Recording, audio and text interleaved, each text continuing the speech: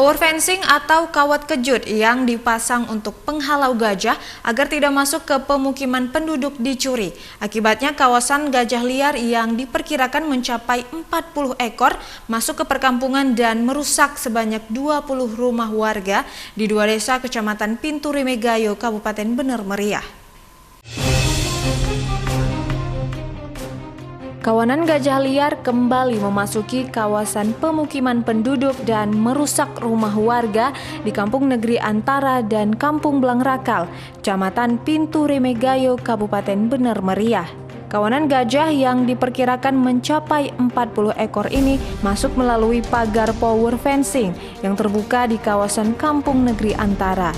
Diperkirakan sekitar 200 meter power fencing atau kawat kejut tersebut terbuka karena kawat yang dipasang oleh BKSDA Aceh tersebut telah dicuri. Kawat kejut ini berfungsi untuk menghalau gajah liar agar tidak masuk ke pemukiman penduduk.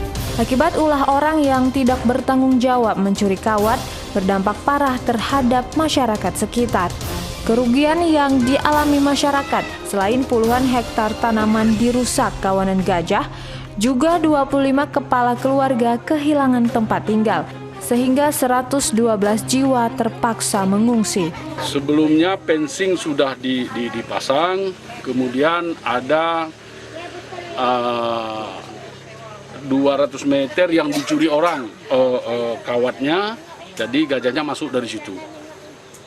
Jadi ini saya berharap kepada terutama kepada pencuri-pencuri ini akibat dicuri itu kawatnya, ini imbasnya kepada masyarakat kita yang lebih banyak kerugiannya.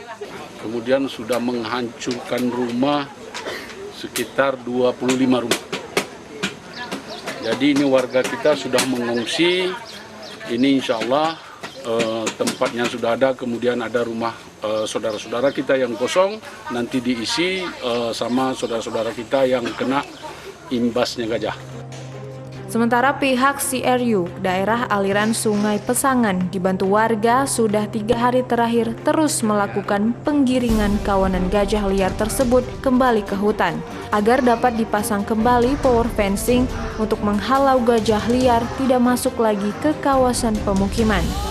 Dari Kabupaten Bener Meriah, Yusriyadi iNews melaporkan.